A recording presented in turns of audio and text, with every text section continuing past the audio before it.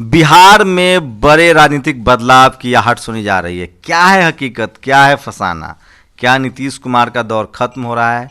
क्या बिहार में जिस तरह से चुनाव के नतीजे आए, जिस तरह के एग्जिट पोल आए थे, मैं एग्जिट पोल और पर भरोसा तो करता नहीं हूँ, कहाँ गलती हुई, कहाँ चूक हुई? तेजस्वी यादव का आगे का क्या रोड मैप है? मेरे साथ राष्ट्रीय जनता दल के युवा विधायक तेजस्वी यादव के बहुत करीबी नेताओं में से एक और जिनका एक पॉलिटिकल बैकग्राउंड भी रहा है, सुदय यादव हैं, विधायक हैं, चुनाव जीत कर आए हैं। उनसे बेहतर और कौन बता सकता है क्या चल रहा है आपके बिहार में?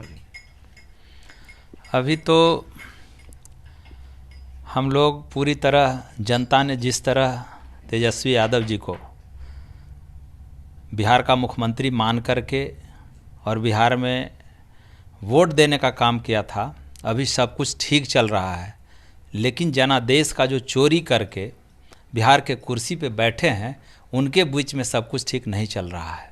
क्या चल रहा है? आप लोगों को क्या उम्मीद है? श्याम रजक ने कहा कि 17 विधायक आपके पाले में आने वाले हैं, तो आप भी अब लोग विधायक तोड़ के सीएम बनेंगे? नहीं, हम लोग उसमें विश्वास नहीं रखते हैं। हम लोग विधायक तोड़ के मुख्यमंत्री बनने और बनाने में विश्वास नहीं रखते हैं, इसलिए कि फिर से एक बार बिहार की जनता तेजस्वी यादव को वोट देके और मुख्यमंत्री बनाना चाहती है। इसीलिए इस तरह की सुगबुगाहट हो रही है। और सुगबुगाहट तो जेडीयू के अलायंस पार्टनर जिस तरह उनके साथ धोखाधड़ी कर रहे हैं अन्य राज्यों में, उसी का सुगबुगाहट है। उसके चलते उनके मन में बेचैनी है। सुने, नीतीश कुमार जो हैं वो तेजस्वी यादव मतलब वो प्रायश्चित करना चाहते हैं। पिछली बार पाला बदल के चले गए थे, हो सकता है इस बार तेजस्वी यादव को सीएम बना दें। नहीं, इस तरह की बात है। आखिर वो कहाँ जाएंगे? अपना आप जान बचाने पर उनको भारी पड़ा हुआ है। एक तो जिस तरह 15 में महागठबंधन को लोगों ने वोट दिया, लालू यादव के नाम पे लोगों ने अपार बहुमत दिया और आरजेडी को सबसे बड़ी पार्टी बनाया। इसके बावजूद भी नीतीश कुमार जी को मुख्यमंत्री उन्होंने बनाया था, लेकिन बीच में ही न जाने क्यों, डर से, भय से, किस कारण से वह महागठबंधन को तोड़ के और चले गए एनडीए में और शासन सत्ता में स्थापित हो गए। माने 5 साल में 4 सरकार बनी, इसके बावजूद भी उनको भरोसा नहीं हुआ। और इतना जब विश्वास ही था, इसके बाद देख लीजिए इनके विधायक को तोड़ करके ले गया लोग। तब सब अब जाके उनके पार्टी के लोग बौखला गए हैं और तरह तरह के बयानबाजी कर रहे हैं।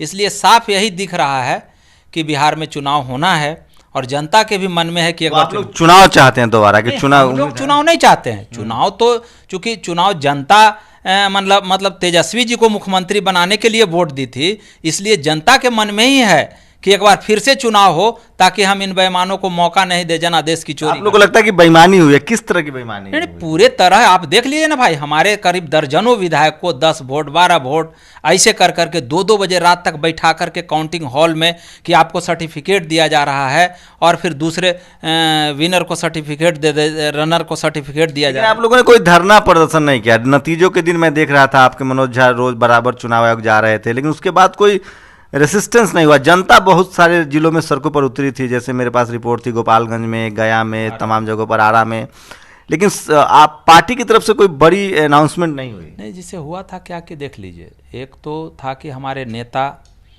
पहले जिस तरह की कुछ बातें हुई थी उसको भूल करके और अब हम अपने पार्टी के कार्यकर्ताओं को संदेश दिया था कि जीत पर बहुत उत्साहित नहीं होना है और जीत को स्वीकार करना है जनता के पक्ष में, और कहीं भी किसी तरह का कोई आतिशबाजी, पटाखा, फायरिंग नहीं करना है।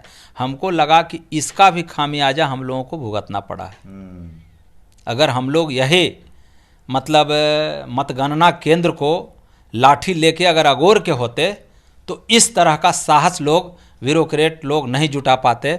और फिर सुधीर जी, पॉलिटिकल सवाल बहुत हो गया। आप लोग युवा हैं, एक देश भर में सबसे ज़्यादा यूपी बिहार के हिंदी के पत्रकार हैं। एक बड़ी निगेटिव छवि बना दी जाती है बिहार की पॉलिटिकल कास्टिज्म को लेकर, जबकि सबसे ज़्यादा सोशल अवेयरनेस है। आप लोग युवा हैं, आप लोगों से बहुत उम्मीदें हैं। क्या रोड मैप है आप लोग का? आगे किस तरह की राजनीति करेंगे आप लोग? देख लीजिए, हम लोगों का रोड मैप तो हमारे नेता आदरणीय श्री लालू प्रसाद यादव जी जब 90 के दशक में शासन और सत्ता में आए थे तो उसी समय बना दिए थे कि जो एक धारा बनाए थे समाज के अंतिम पायदान के लोगों के लिए, एक जो लंबी जमात है उसको लेकर के लड़ाई लड़ने के लिए, उसी रोड मैप पर हमारे नेता आदरणीय तेजस्वी यादव भी बढ़े हैं। वो सीधे सीधे जो हमारी आबादी है उसके हिसाब से हिस्सेदारी हो, इसको लेकर के आगे चल रहे हैं। बीजेपी, अगर नीतीश जी बीजेपी से छोड़ के आते, क्योंकि आप लोग बहुत हमलावर थे नीतीश कुमार पर विधानसभा चुनाव में, अगर नीतीश कुमार बीजेपी छोड़ के आते हैं तो क्या लगता है, कुछ संभावनाएं हैं, कुछ मतलब तेजस्वी मान लेंगे इस बात को? हम लोग उस तरह का कभी हमलावर नहीं हुए हैं। हमारे नेता आदरणीय लालू प्रसाद यादव जी 14 के दशक में भी जब महागठबंधन का परिकल्पना हुआ था और बना था, तो पूरे देश के लोगों ने, नेताओं ने, यहाँ मुलायम सिंह यादव से लेकर सभी लोगों ने उनको कहा था कि आप भाई केंद्र की राजनीति में स्थापित होइए और बिहार में तेजस्वी यादव जी को मुख्यमंत्री बनाइए। तो इन सब सवालों को लेकर के पहले ही से चल रहा है। अगर नीतीश कुमार जी के मन में इस तरह की कुछ बात है तो स्वाभाविक है कि राष्ट्रीय जनता दल उसका स्वागत करेगा। आप लोग अगर विपक्ष में हैं, जैसे अभी आप हैं विपक्ष में, कोई स्ट्रैटेजी बदली है क्या? चूंकि जिस तरह से बीजेपी राजनीति करती है, आप पश्चिम बंगाल देख लीजिए या केरल देख लीजिए, जहाँ जहाँ बीजेपी नहीं है, क्या आप लोग के पास कोई रोल मॉडल है या आप लोग आराम से विधायक बन गए हैं, ठीक है 5 साल बाद जनता के भी जाएंगे?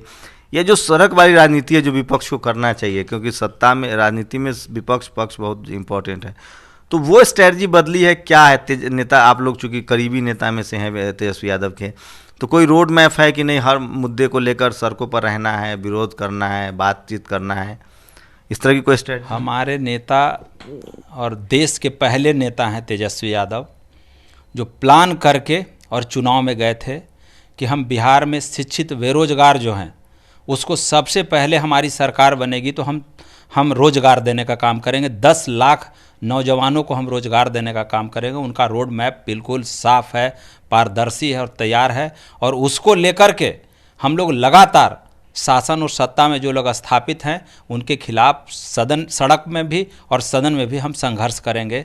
जो हम लोग चुनाव में जो बोल के गए हैं, जितने भी समान काम समान विचार, समान काम समान वेतन, जो शिक्षकों का मामला है या फिर जीविका दीदी का मामला है या फिर सेविका सहायिका का मामला है, इन सब सारे मामलों को लेकर के, किसान का मामला है, शिक्षित बेरोजगार नौजवानों का मामला है, किसानों का मामला, इन सब सारे मामलों को लेकर के हम लोग सड़क से सदन तक संघर्ष करेंगे। 4 दिन के हाउस जो चला था, जो व्यवस्थित रूप से चलाने के लिए सदन की बैठक प्रारंभ हुई थी 17वीं लोक विधानसभा के चुनाव के बाद, तो हम लोग बता दिए थे सरकार को कि कितना विपक्ष हमलावर होगा।